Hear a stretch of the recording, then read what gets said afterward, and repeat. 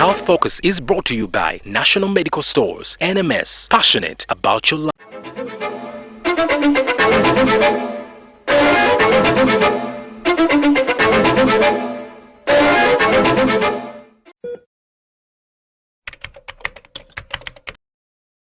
In terms of diagnosis, some patients will be contacts of people who have had COVID-19 and they are desperate to find out whether they have COVID-19.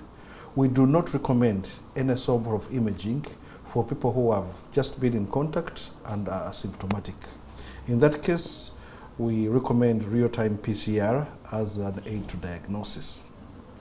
However, if the patient is asymptomatic and you don't easily have the PCR available, but you have imaging available, or if you feel that there might be a lengthy delay in doing the PCR or getting the results back, you may use diagnostic imaging and specifically computed tomography or CT scan in aiding the diagnosis of COVID-19.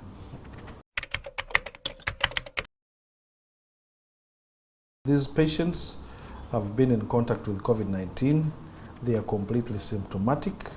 The real-time PCR or the COVID test is negative, but you have a very high index of suspicion.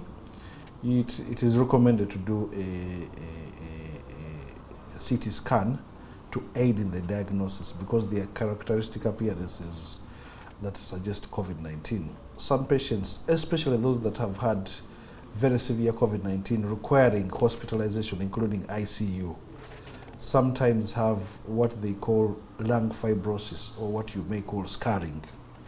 And once they are recovering, you may need to assess progress through serial imaging. We recommend usually for chest problems 6 weeks interval. The purpose is this: if there is scarring and it is permanent, some of these patients may need special care. For example, these patients need routine immunization for influenza, like influenza virus. Then there's pneumonia vaccine, because if they get other pneumonias, the lungs are already damaged. And also you need to know that if they get any infection, you need to be more aggressive because they've got reduced lung volume or lung reserve because of the scarring.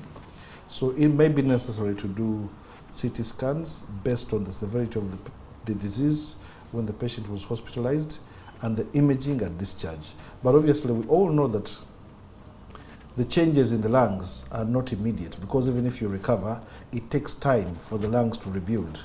So you don't need to repeat the tests immediately, you do interval imaging. Imaging is very important because for COVID-19 we have characteristic appearances. For other illnesses, for example tuberculosis, you have characteristic appearances that can be differentiated using imaging.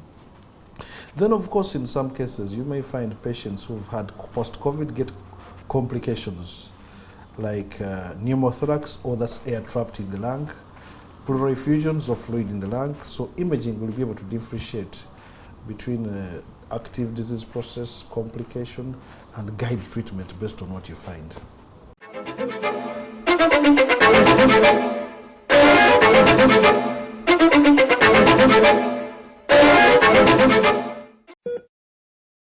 National Medical Stores, NMS, passionate about your life, with support from the Ministry of Health. Procure, store, and distribute essential medicine and medical supplies to all government health facilities in